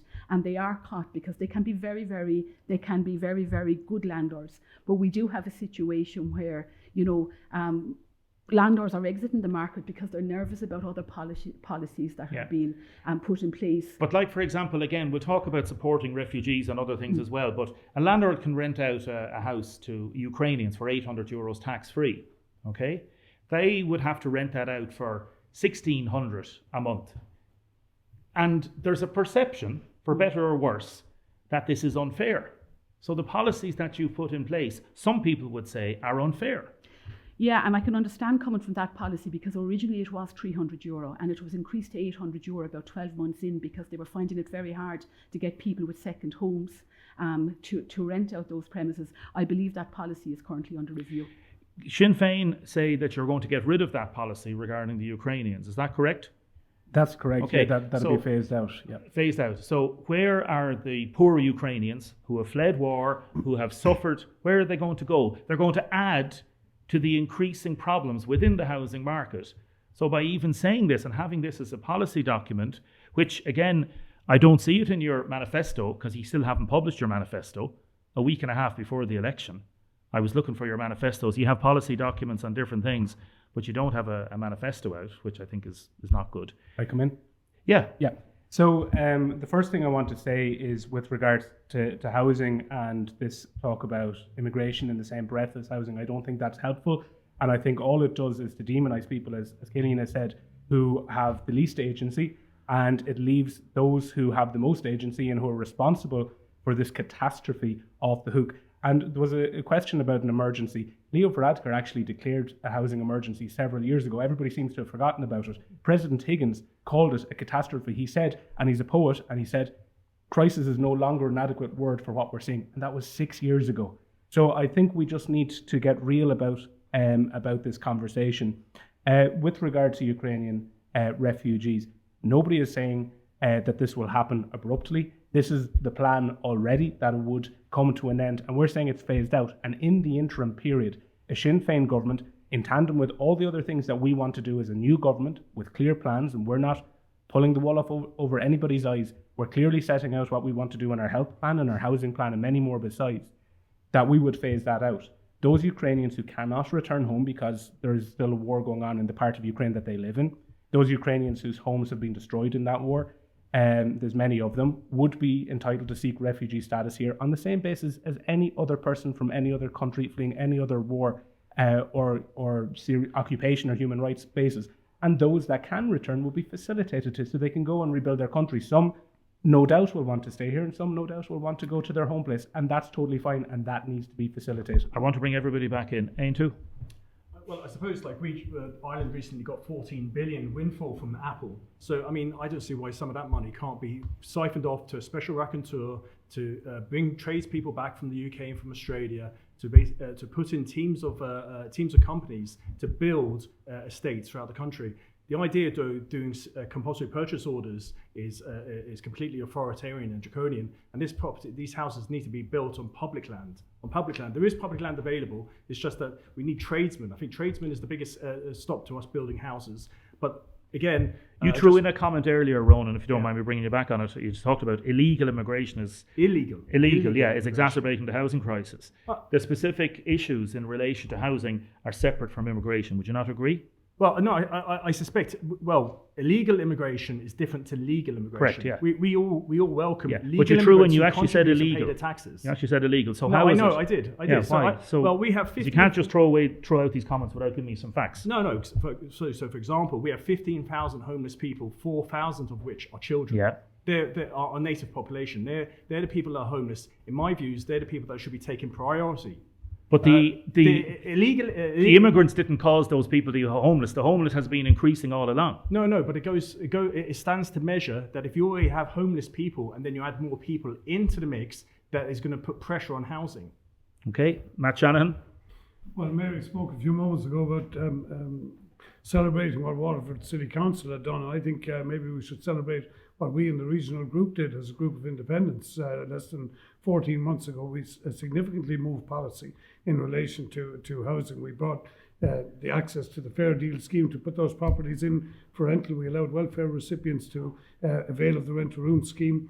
We bought houses built before 2007 under Creekona. We brought in the refurbishment grant for derelict properties. This was all looking at what government wasn't doing in terms of increasing supply. And one of the other things that's frustrating, I'd say to Damien, is that we are presently embarking on talking about building modular housing in Ireland at the moment. And and I've brought two companies to this country to try and look at bringing modular housing. And they were left a year waiting for the government to decide how they would do testing of their products. So we need to bring in these people who can provide capacity to the market, and then we can solve a lot of the problems. You talked about all these things that you've told the government that you should be doing. If the government asks you after the election to get into bed with them, will you? That will depend on the programme, what's on offer. But of course, I want to. You will consider I want to influence policy. Okay. I didn't get into politics to sit on the sidelines. Killian? There are a lot of nice schemes, Matt, but at the end of the day, you and Mary Too Butler. practical probably for you, rather killing. Well, let's talk practical. You voted to end the eviction ban to cause people in your constituency to become homeless. That is a tangible effect that your policy has. I think if you look at what I was doing was conserving supply of houses, and if you listen to any drive all of tenants the that small disagree with landlords, that, if you drive all of the small landlords, you will only cause more homelessness. That was the reason. Well, what I you did voted caused against more that. homelessness. It What didn't- Mary no, did sorry, caused more well, homelessness. but Like at the if end of the day, if government were to significantly change that, you would see way more homelessness. And Mary has already highlighted, and she is quite right, of the significant people trying to get out of the property market. Okay. What you're doing is you're converting all of those rental properties into homeowner properties. Nothing left then for people. Just let Killian finish. Ireland is one of the only countries in Europe. The Tories, even the right-wing Tories in the UK, we're choosing to end no-fault eviction bans, and that's still legal in Ireland. And you chose to make it legal again. We are the outlier. Yes, you did. You voted to make it I think legal. you need to represent it. What I voted for was basically to keep small landlords in the property market. That's what the effect of that vote. You voted to end the eviction ban. Sorry. To cause people to become homeless. Ending the eviction Homelessness ban has was skyrocketed. That may well have since been the knock-on effect from that. Of course but it was, yeah. Killian is Yeah. right on the specific of the Yeah, vote. of course he yeah, is. that's but fine. That's But okay. the way he's representing it is not to put people out on the street. 100%. The And whole point was I was trying to keep capacity. and you've had a in the good market. chance to answer that. Aaron, And it was an emergency measure during Exactly. Aaron, do you want to come in there? It's not Yeah. an emergency in any other country. Sorry, Killian. though. It's actually just a constant fact to protect tenants from homelessness, but not here. Yeah, Damien, thanks. Look, I'm just, again, kind of a bit dismayed. If we're discussing here for a number of minutes about the housing problems that, in fairness, many of us are agreeing somewhere along the lines. It's there. It's a big problem. And in fairness to Mr. McGuinness, he's right. The Taoiseach did indeed call this an emergency. Did he say it wasn't anymore? You know? I again, dismayed that we're not adding these things together. I don't blame any immigrant for any action of the government here in Ireland. I have every sympathy and empathy for anybody whose life is threatened in the Ukraine, Palestine, or any other war-torn country. But are we going to become that banana boat or that boat that gets toppled over or can just keep taking people? We're debating whether immigration is crossing over into our housing sector as an issue. Yet, we have just sat here, all more or less agreed that housing is an emergency and a serious problem, not only in this constituency, but in the country. But yet, we're now kind of becoming a little bit confused that immigration is or isn't an issue. I'm afraid that's an absolute illogical point that you're coming to if you don't think that it is a problem in Ireland today and the impact on the housing sector. I'll come back to that in the next bit. Sorry, very briefly. Well, firstly, just to go back to Ray Butler's point, when the Labour Party went into government after the financial crash, it was to breathe life into a pretty much dead and dormant economy. And while it was a very, very difficult period to be in government, the Labour Party acquitted itself and championed fairness over everything. Can I just say that, we've touched on many of the aspects of the housing crisis that will need to be addressed. But the point is that we're going to need to dramatically increase supply one way or the other. We've had housing crises in Ireland before, many, many times over the decades. And the solution was state building of social housing. And that is what has been taken out of the housing market for the last 20 years. And we need to put it back in with state construction company. And you've said that, yes. And a ban. And I agree with Killian completely that we need to protect renters. They are, victims of a situation where housing has become an asset, it's become financialised, and they're being exploited, and they cannot save to buy a house with the level of rents that people are paying. If people want to come back on this, I will in a second. We just need to take a quick break. Back with us. Stay with us. Welcome back to our final section of this special debate with 7 of the general election candidates in the Old Bank in Dungarvan. Farming is a topic we're not going to be able to get into in a big way. A lot of farming area around here. Quick comment on farming and the importance of farming. People might want to talk about nitrates, different things like that. Conor McGuinness? Yes, so our approach in Sinn Féin to farming is underpinned by engagement with family farmers, and we need to see an end to the demonisation of farmers, I think, and putting supports in place to secure the future of that family farm. Who's demonising the farmers? So we see it all the time, and we see it as well for fishermen, the fishing industry, where they're demonised. Who's doing the demonising?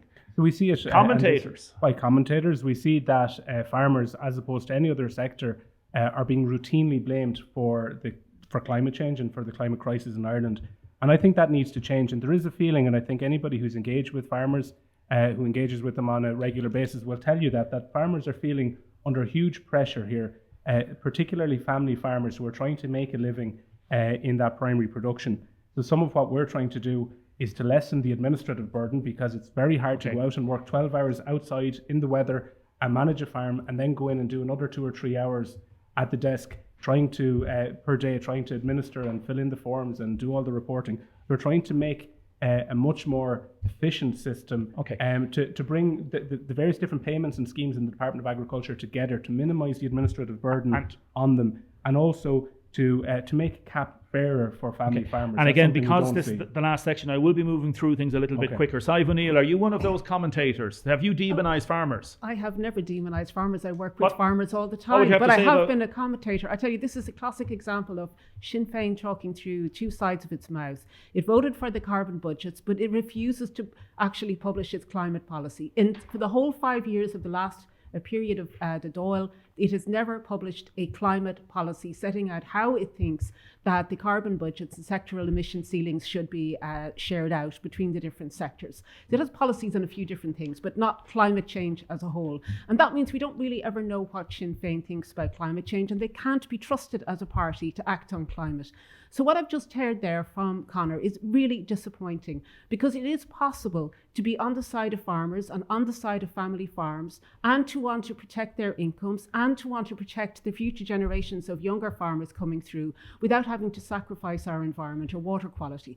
But they refuse to pinpoint exactly how they would do that. And they never, and I've watched Sinn Féin, I've watched Matt Carty they have very in the extensive Oireachtas Agriculture policy Committee. documents on farming. And do you know what they do? They point the finger back at the EPA, environmentalists, and various other Conor's lobby shaking groups. his head. I'm going to bring Conor back in a second. I have witnessed it You've in witnessed action. it. And basically they have ducked their responsibility as a political party to set out how they would deliver climate action, given that agriculture contributes a third of our total national I'm going to get Conor to talk out of his mouth in a second. Do you want to come back in? It's very important. Very briefly, quickly, thank you. Our proposals on agriculture, but we do have a suite of proposals in terms of climate Why action. didn't you have them for the last 5 years? We've had nothing, zero, Jamie, I'm being spoken over. I've been asked a question. I'm trying to answer it. Aaron Joyce, farming, climate change. Where do you stand? So can I just say that I'll bring you back in at the end. I won't hear them if she speaks over me and doesn't let me to. Okay, Aaron. Maybe that's why. Right. Right, farmers, look, at climate change, you mentioned both. Look, can I go on to climate change one there for a second? And even to touch on farming. You know, I visited the west of the country, in particular Mayo, an awful lot as a child. And as we'd be familiar with what is up there, is bogs. You know, and peat and turf. And I am bewildered by this, from that our government seems to think that we can import peat I suppose, how we get it in, floated in on a barge, or do we bring that in? That's not going to cause a problem for fuel or climate.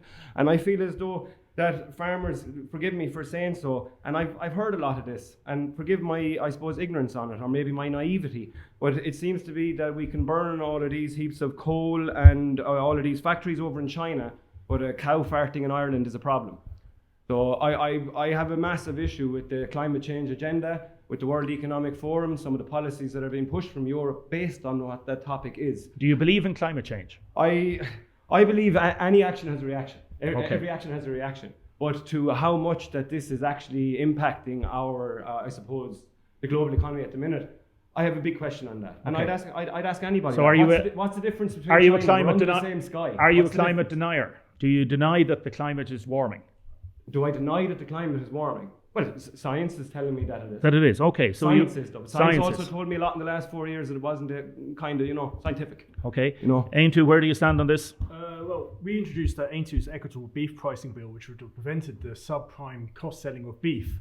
And that was defeated recently. I think it was one of the last votes of the 33rd Dáil. So we, Fine Gael and Fianna Fáil, both voted against that. But that would have stopped, say, big wholesalers, beef barons and supermarkets purchasing beef at cost price off the farmers directly. So I mean, But they had very specific, I was looking at that, they had very specific reasons why they argued against that, and they said it would have been too much of a distortion of the market. No, well, I think that's a bit disingenuous, because the farmers and their families, they play such huge roles in our community. Basically, up until recently, our whole country's economy was based on farming and fishing. Up until about 50 years ago, it's more than just the economy, it's a cultural impact on our way of life. As regards to fisheries, we have 34% of the territorial waters, but 3% of the quota. I'll just give you examples. For example, for monkfish, France has 59% of the quota of monkfish in Irish waters. We have 7%. For haddock, we have 22%, and France has 67%. So the whole common fisheries policy, the whole look on our fisheries, our coastal communities, and our farming communities has to be completely changed. Completely changed. Matt Shannon, briefly. Yeah, well, look, we're having this debate tonight in one of the most important dairy areas of the country, regions of the country, and Siva spoke about not vilifying farmers. I would absolutely say the farming sector has been vilified, particularly over this last. Who's vilifying them, Matt? Well, I think it's coming from a number of commentators. Well, it's certainly an environmental lobby is doing a good job. The likes of Sive? Very much so. I'd make the point here, Damon, in the last 3 years, 40 different environmental directives have come down from the EU regarding water and water quality impacting farmers. At the same time, fertiliser and it still hasn't worked. Our water quality is a disaster. Fertiliser usage is down 40% in the last 3 years, and yet there's been no appreciable difference to water quality measures, which should tell anybody that farming is not solely culpable. There's lots of other factors. Do you want farmers to be able to use whatever nitrates they want? No, I don't. I want farmers to be treated properly, and I want just transition for farmers. They're certainly not getting that, but we have to decide: are we going to basically diminish our farming in this country so we can have Mercosur and CETA and start bringing up, free trade from Brazil, bringing up milk and beef? Is that going to help our climate? Okay. Seriously. Killian. And by the way, I think the traceability that we have in this country has to be acknowledged, never acknowledged by the general media and by people in the environmental lobby in this country. Okay. We have one of the best produced products here, not equalled anywhere else in the world, absolutely. And we're talking all the time about how we can diminish I'll come back to the demonisation thing in a second. Killian, briefly. Look, so I'm obviously trying to run on a platform of hope where we all thrive with a more democratic, decentralized, decarbonized economy. But I have to be frank, I'm terrified about the future. I have more of a stake in this than I think a lot of people in this table. I'm worried that basically my life in the future, my children's lives, will basically be around a planet which is collapsing before our very eyes. And it's not even just in the future, it is tangible for loads of people right now. I spent 2 years living in Barcelona, and so when I saw the 200 plus people who were killed in the recent floods in Valencia, and in the south of Catalonia, near enough to where loads of places I visited where I knew people, it kind of hit in a way more personal way. And not only that, but that was after 18 plus months of the worst drought that Spain has ever had because of climate change. While farmers here are protesting that there's too much regulation about emissions, farmers are protesting in Catalonia because they are facing water shortages and they can't even grow enough crops. One thing I want to say, a number of people here, though, Killian, have said that we're doing too much and others are not doing enough. What would you have to say to that? I have a very clear response to that. My clear response to that is we are the second worst country in Europe when it comes to emissions. That's despite having no. Maybe per head of population, per capita, not in terms of overall. No, we're a smaller country. Obviously, Germany is more. Okay. It's not per capita, but after Poland, we are the worst per capita in all of Europe. That's despite having a Green Party in government 2 different times in recent years. A big reason for that is because the way that things work in Ireland, because of the framing set by Fianna Fáil and Fine Gael, is eco-austerity. There's no focus on the idea of class and inequality. For example, farming is the third most unequal sector of the economy when it comes to income inequality, and we need to take account of industrial farms, intensification, the farming system, instead of demonising smaller farmers. Mary Butler, have you been part of this demonisation of farmers? No, I haven't. And Fianna Fáil sees the family farm as central to rural Ireland's vitality. My engagement with farmers would have been, for example, I was the minister who introduced in my very first year Fair Deal for Farmers. That was in relation to farmers being able to achieve parity when they would have to go into a nursing home. I did that. Why did you vote against Aontú's policy there recently, their proposals regarding the beef? Because it was a little bit more complicated than it sounded. And, there would have been genuine concerns in relation to to that. But can I just say one thing in relation to Killian, because Killian, I do admire your passion, but I just want to say we have all pulled together across all sides of the House, and there was a 6.8% decrease in greenhouse gas emissions in 2023. That was the lowest in 3 decades. We have so much more to do, but I do think there's a genuine recognition, apart from a small few independents that don't actually realise that green issues. Are you accusing Matt Shanahan of that? No, I'm not. Not at all. That climate change is not a huge challenge that we're all going to live with. Connor, briefly, and now Killian, come back in a We second. need to see climate action, but we need to see it in a just way. This government has utterly failed in climate action. They've missed every single target that they set themselves, which are already too low. But what we need to see on climate action is increased state investment in renewables. That's something that we haven't seen. We need to see much more. We need to see much more, and we need to stop seeing ordinary people, rural dwellers, and those with the least ability to pay being penalised every single time.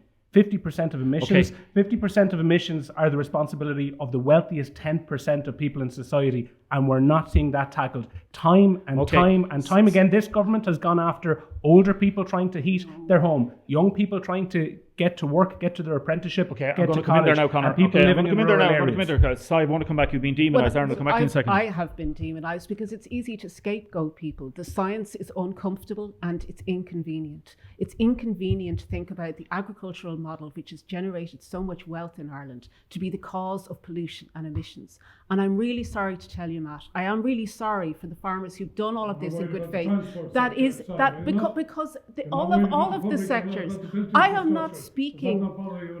All of it bothers me. I have given the last 30 years of my professional life to campaigning on climate action across the board. You can read, Matt, my articles that cover every single area of environmental and climate policy, and I have not demonised farmers ever. I have spoken to and addressed government policy failures. But the point I wanted to the point I wanted to make is that when I am dealing with farmers and talking to farmers, they're telling me about the environmental pollution that they're witnessing happening around them, that they're not contributing to, but that are kind of systemic problems about the way land is managed, about the incentives that are there, the way the cap schemes work, the attitude of the large processors and the industrial dairy processors that are driving all these changes in our agricultural model. Aaron, they're benefiting and farmers are not. Aaron, you want to come in there 20 seconds, please? Just very briefly, it seems to me so that by Mary Butler's comment there, she must think that Matt Shanahan's recent comment, and I agree with it.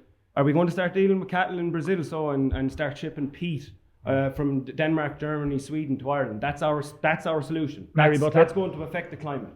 That we are going to start shipping and dealing with cattle with Brazil, and we're going to start closing down our peat farmers, culture and our families in this country. That's going to fix it. I was actually talking about some of our independents in the Dáil, the truth be known, but I just want to conclude on this. Find it hard to listen to Connor there because you try to give the impression that Sinn Féin is against the carbon tax, and yet when you submitted your pre-budget submission this year, you included all the money that would come from the carbon tax. The carbon tax is hugely important because we use it to retrofit homes, and you spoke there about older people. The fuel allowance in Ireland is €970 plus an additional payment of €300 last week. If you're living in Northern Ireland, where you're in government too, it's £200 sterling. So let's be clear. We have done a huge amount of work to support older people. A fuel allowance, let me say it again, €970, but a payment last week of 300 as well. Yeah, no, I suppose we have to stop demonising farmers and put the blame on also big corporations as well, like data centres. Data centres in this country drain our national grid, or at least 22%. Also, would you stop data centres being built? No, I'd make them pay tax. I'd make them pay. Well, they are paying tax. No, a lot higher tax at the rate they are now at the moment. Right. What happens if that drives them out of the country? Well, I don't think it will drive them out of the country because Ireland is obviously a highly educated English-speaking workforce. So what rate, have you got a rate of tax or that you'd suggest? Well, the party doesn't have a specific rate of tax for data centres. Obviously I couldn't give a percentage now. Yeah, that's okay. I was just wondering if you had one. Yeah, that's okay. But also, just with regards to the Mercosur trade deal, again, that basically said that we should cull our national herd by 250,000 and then bring up beef from Argentina and Brazil. That's absolutely insanity if you're considering the carbon emissions. Fail to answer my question. I don't see What anyone about here carbon who's in tax? favour of the Mercosur deal. Yeah. I'm not in favour of it. I'm not either. I don't think anyone on at the table is. Well, it's And back on the negotiations- table. In actual fact, the Taoiseach was in Brussels only 2 weeks ago having discussions around it. So it is very much back on the table, and it certainly doesn't acknowledge the work that has been done in the agricultural sector in Ireland over the last 20 years. And something people need to remember, the average age of farmers now down here is 59 years of age, and it is becoming impossible to encourage young men or young women to come into the farm sector because they see it as unsustainable, the income that's coming into farmers. So we need to decide, firstly, are we going to support this sector? Are we going to pay at a different price?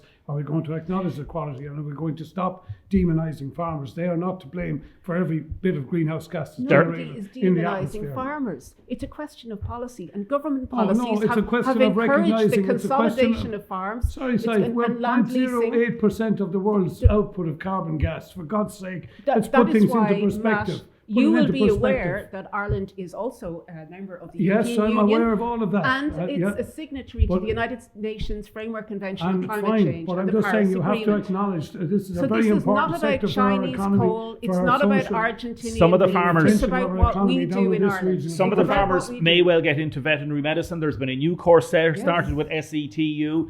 There's been a lot done And with there's SETU diversification, and a there's lot more to forestry. do. Are you Yes. happy with the amount of money, Sive O'Neill, that the government is putting into SETU?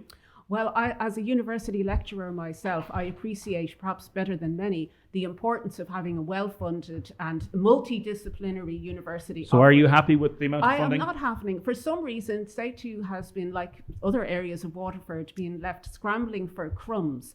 The reality is, and I've taught at the Technical University in Dublin, DCU and UCD, and when you have a university that's a comprehensive university offering all the range of disciplines, Okay. the research capacity that university has in terms of drawing down more funding and working with other agencies and economic sectors is vast in comparison to what you can do when you don't have that capacity. Approximately So it is vital. Approximately 30 million has been allocated so far for SETU in the last 2 years. Mary Butler, correct me if I'm wrong. We had the president of SETU saying 2.5 years ago they need 250, 300 million. 300 million. So it is crumbs. Well, what I want to say is the South East Technological University was established 2 years ago under the Professor Veronica Campbell, and I have to give all credit to what has been achieved in the last 2 years. So recently secured the veterinary school, that is a significant milestone. A new Masters of Pharmacy programme. This is important. Yeah, Damien. I know, but it's a Contribute- debate. And but contributing to the Come on. pharma industry. One of the ones I want to talk about is a new programme, Level 6 Certificate in Personal Development for those with an intellectual disability. I was there at the launch with Minister Anne Rabbitt to see these people who were forgotten about previously once they left school at 18 to be able to take part in this new Level 6 cert. It was fantastic to see. But I know where your question is coming. Yeah, right. well, that's a specific question. So Crumbs. Yeah, but we have, but like it takes a while to build up the supports that we need, and the supports will come.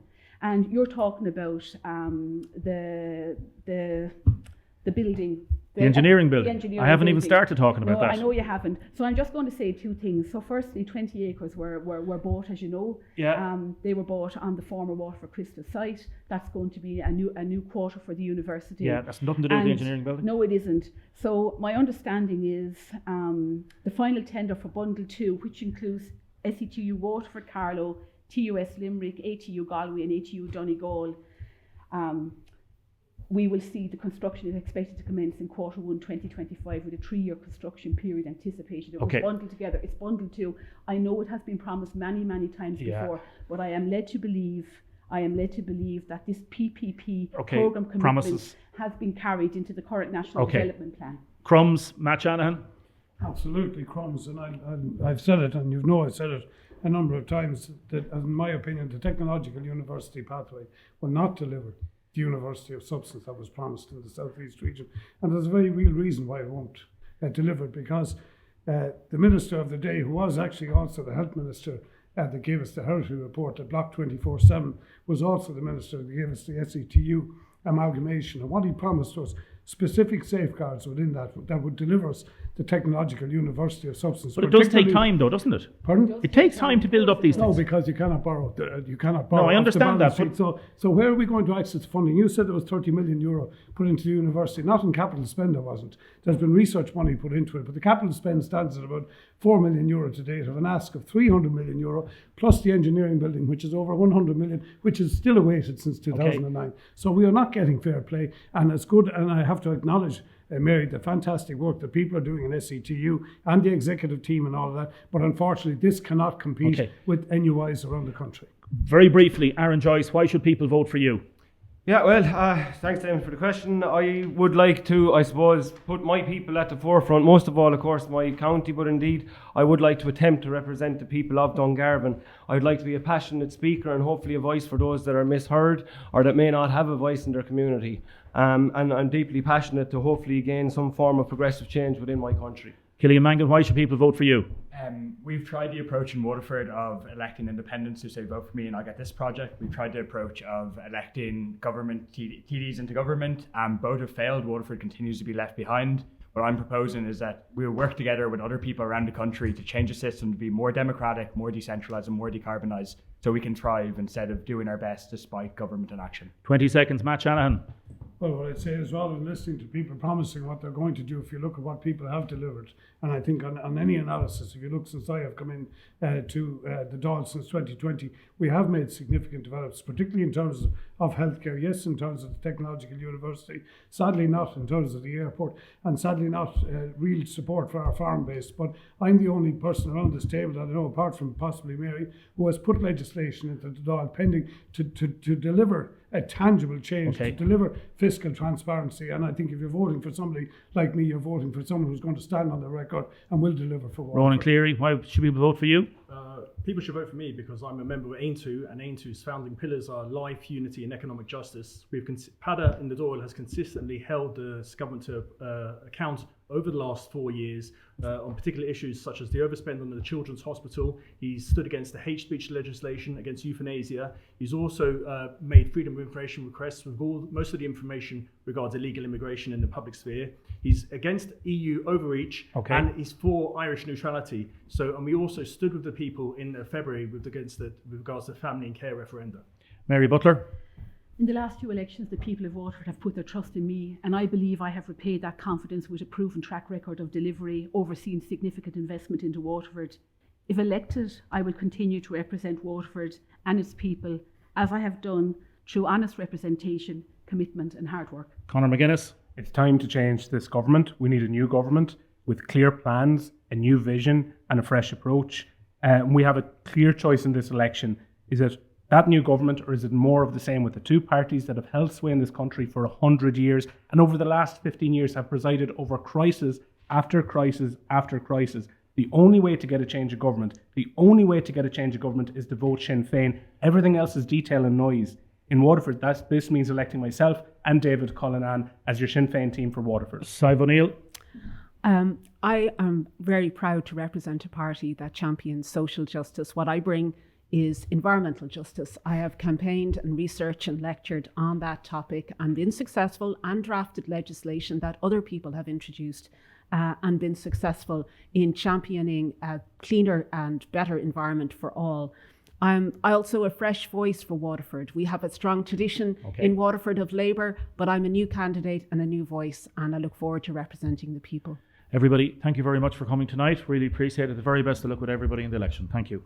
Thank you very much, Dean, for doing sound and video tonight. Thank you, Jennifer, for producing, and thank you, Jordan, as well. And thanks to everybody here in the Old Bank for their hospitality.